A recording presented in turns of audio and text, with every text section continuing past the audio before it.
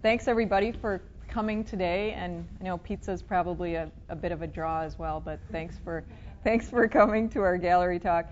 I see a couple familiar faces out there, former students, and it's nice to see you. Thanks for coming. I'm just going to talk a little bit about media and materials and process, and please feel free to interrupt with questions if you have any while I'm talking, or you can wait till I'm finished, whatever you want to do. But if you have questions about specific pieces or about things I'm talking about, just feel free to jump in at any time. My work is all of the two-dimensional wood pieces that are hanging on the wall. And as Sarah said, I was trained as an illustrator. I did my BFA work here and then MFA work out in California, both concentrations in illustration. And for those of you, if there are illustration majors out there, you know that generally when you're trained as an illustrator, you do your work so that it can be read like from an arm's length distance, because generally that's how most illustration is seen, whether it's in a magazine form or book form or even imagery that's on screen. It's generally at about this length distance. So for me, I was always pretty comfortable working small, and large for me, I mean, large was like, this big, which is not very big if you're a painter. But so the pieces kind of range from these small little 7x7 blocks up to these larger, there's 4 of the larger horizontal pieces that are 36x80.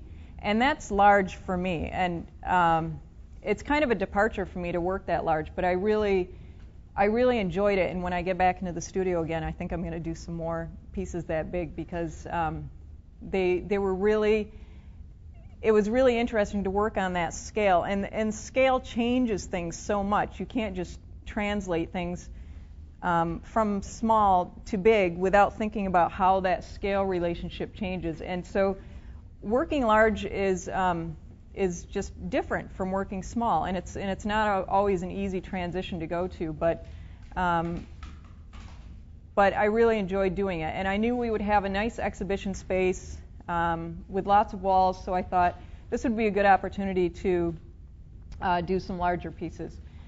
And materials and media-wise, like the little blocks they're all some sort of wood surface. So the littlest blocks it's a material called MDF board. It's used in construction, and they're 2 pieces bonded together to give it a little bit of thickness, and then the blocks are cut out of that. So MDF is like a combination of glue and sawdust, I think, basically. So it's a very heavy material, and but I like the kind of substance that it has for these small little blocks. The next size up are these square, kind of medium-sized square panels, and they're masonite on a 1x2 structure built up underneath them.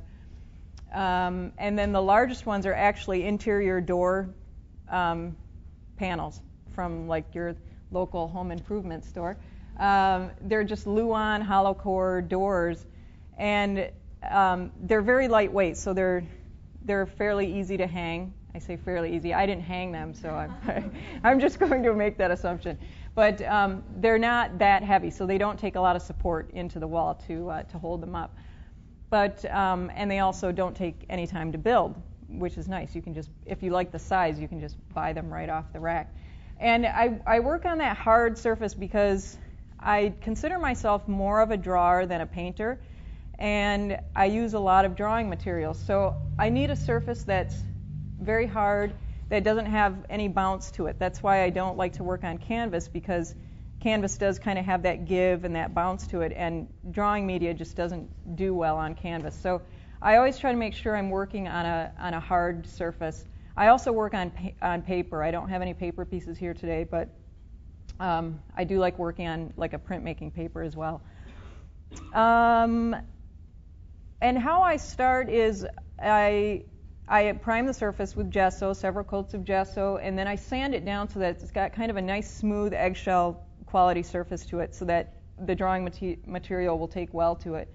And then after that, I'll lay down a field of color in with paint, whether it's acrylic or like a latex house paint. And I'll sometimes roll it on for the larger pieces because with a roller, if you have a roller with a nice low nap to it, then it'll give a very smooth surface for drawing on. And so the paint I use primarily for describing larger areas of color, and then when I'm really going back into the piece to give it more detail and to give it more intimacy, that's when I go back into it with a drawing media. And that's why I think of myself a little bit more as a drawer and not so much as a painter, even though they do overlap, certainly. And I try to find something as a jumping off point. I don't usually start with a preliminary sketch. Some instructors may not want to hear that too much, but unless it's for a client that like a commission or something, then I usually have to do a preliminary sketch so they can know what they're getting into. But other than that, I might do a really quick little thumbnail just with shapes. But I tend to be somewhat random in the process. So I'll take one jumping off point, like either color. I really am interested in color relationships with each other. I ended up taking a second color theory class, which sounds probably crazy to take more than one color theory class, but I took another color theory class in graduate school, and it was very intensive, but it took a long time, but those things have kind of sifted back to the surface again, and now they're starting to inform my work in ways that I couldn't have foreseen it happening when I was taking the class. That sometimes happens when you take classes, is that you're getting so much information all at one time that you don't know how it's going to be important to your work until later on, maybe a year later, maybe several years later. But that stuff eventually comes back, and sometimes you have to be in the quiet of your own studio doing your own work for that information to kind of sift its way back into your consciousness and relate to your work. Initially, I'll usually start with a color, and that's what gets me going. So I'll think, okay, I'm going to start with like that long piece, that large long piece over there. Like I had this mint green, this kind of weird mint green. That's a really kind of weird color to work with. But I thought I want to use that, and what would work with that, and what would really make that color jump and kind of sing a little bit. And so I also had this kind of brick, which is kind of similar to this color, this brick red, and I liked those in conjunction with each other. So I'll start with some kind of color combination that is interesting to me, and then I'll go from there. And I don't have a big studio, but I have a long work surface in the studio that's just laid out with all of my drawing material. So it's all mixed media, but it's almost all water-based media. I'll use anything from graphite pencils to charcoal pencils to chalk pastels to Prisma pencils to even oil pastels I use also, because I kind of like that kind of greasy, soft, buttery line you get with oil pastels. But I have all of these materials laid out on a long work surface so that I can reach them very quickly when I need them, and I don't have to dig through drawers or look in shelves or cupboards to find them. And then I also have a big expandable accordion file of collage papers, and I keep that handy too, right near my work area, so that I can sift through there. And they're kind of hyper organized a little bit. The more papers I get, the more I realize I have to keep them organized so I know where to find them. So I have, dots, stripes, whatever, dark colors, light colors, solids, and I keep them all in separate folders so that I can figure out where they are very quickly. So once the fields, the kind of larger fields of color are down, then that's when I really start to think about what kind of drawing material I'm going to start using in the piece, how those drawing materials relate to each other, and I kind of let the process take over a little bit and let a kind of random, I say random, but it's a controlled random thing that starts happening where you lay down an area of imagery and you kind of see how that starts to inform the piece and see what other kind of materials are going to do in relationship to the first thing you put down.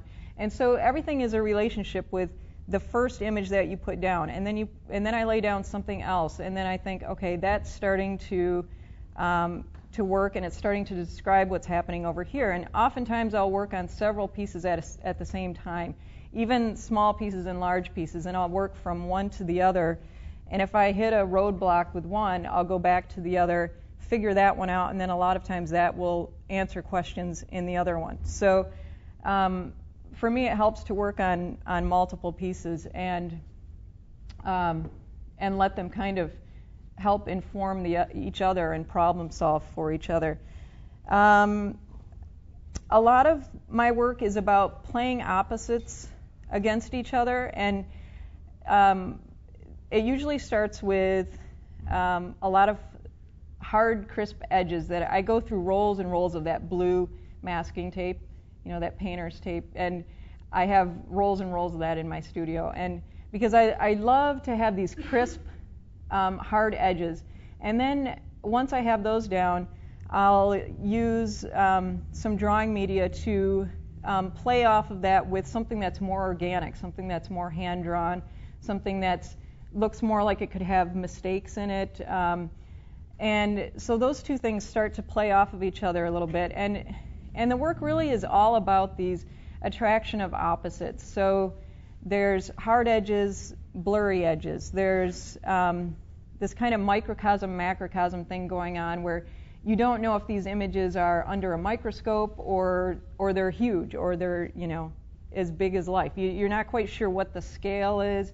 There's also a little bit of playing with a sense of dimensionality and a sense of flatness at the same time. And so some of these images that have like buildings in them, the buildings they look like they could be believably volumetric, but that at the same time they're kind of flat. So I like to play with that sense of space where you've got some illusionistic depth going on, but it's also flat at the same time. And I find that things start kind of talking to each other a little bit in the paintings and in the drawings. And maybe that comes when you work by yourself in your studio, that things start talking to each other and to you. But there's definitely a narrative thing going on, and it's not always a complete narrative or one that you can follow in a linear fashion, but there is a narrative kind of quality happening, and it's these little elements that talk to each other. So there's a repetition of imagery in a lot of these. You've got trees, buildings, these kind of little pod-like vessel shapes. There's some elephants in some of these. And they don't necessarily all relate to each other distinctly, but they're all pieces of imagery that I've been working on for a while. So over a period of several years, I've kind of been working on these images. And after a while, after you work on something for a while, the guesswork comes out of it, and you can put things down with a little bit more consistency of accuracy. And that's what's nice about working, on a body of work over a period of time, is that you start to build up this visual vocabulary for yourself. And you start to recognize these things when you put them down, and you know what that image is going to do when you put it down, or at least you have a good idea.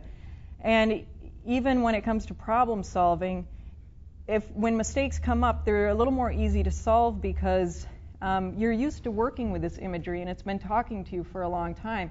So you know how things are going to relate to each other, and you learn how to edit as you go. And that's something that, you have a really valuable thing while you're a student to have feedback with crits and from instructors and all your peers with you. And it may not seem valuable at the time. Crits can be kind of brutal, but once you get out of school, you're going to really miss those things. And you're going to wish at points when you work by yourself that, you could have a room full of your peers to give you some feedback on your work, because you're going to hit these blocks where you think, okay, this isn't working, I can't figure out why it's not working. And that's something you just have to learn how to do on your own, is you have to edit yourself, you have to be objective about the work, and objective enough that you're not personally attached to the piece anymore. Because if it's too personal, then you can't make decisions about how to fix things and about how to move on. And a lot of times it's a matter of, okay, I'll put something down and I think that's not working right. I'm not sure why.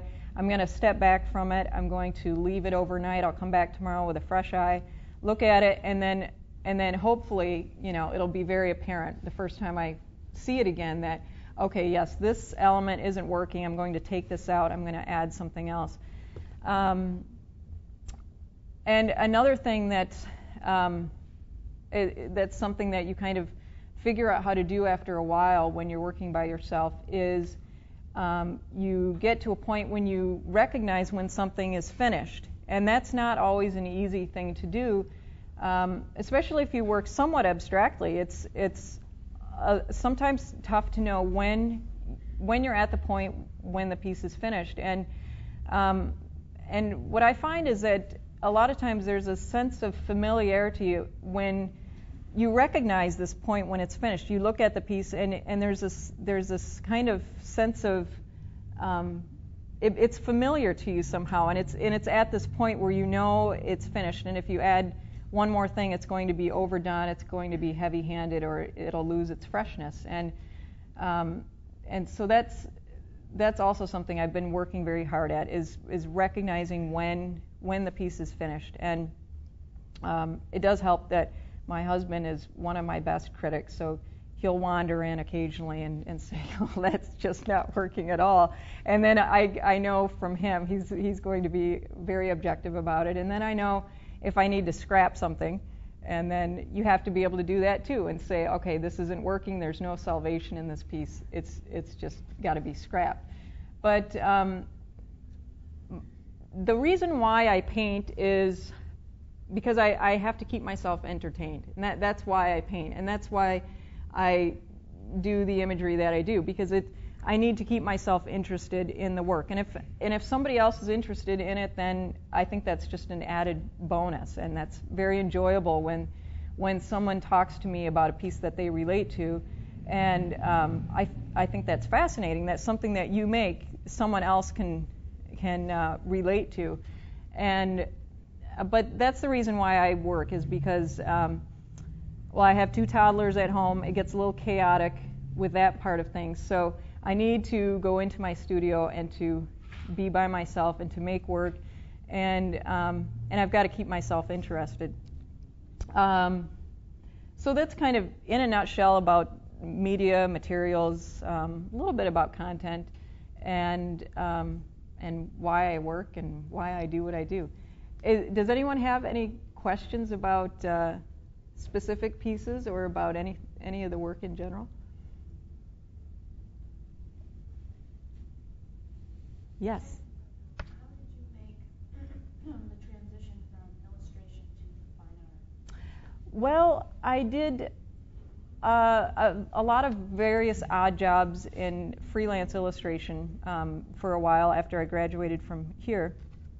And I was out in California for a while. I did some freelance out there. And then it was really once I came back to Michigan, which was almost 10 years ago now, that I was thinking about getting married. We were going to start a family, and I knew that I kind of wanted to develop my own body of work again, and I knew that would take some time by myself in my studio. And so I stopped doing so much freelance, and I got in touch with a gallery here in Grand Rapids, LaFonsi Galleries, and they were interested in seeing more work. So that was kind of how I decided to just set aside illustration for a while, although they certainly overlap and they can be very ambiguous, one thing to the other. And I don't find it a huge transition or a huge break from one to the other by any means. But I am now doing more work that's probably considered fine art and for galleries.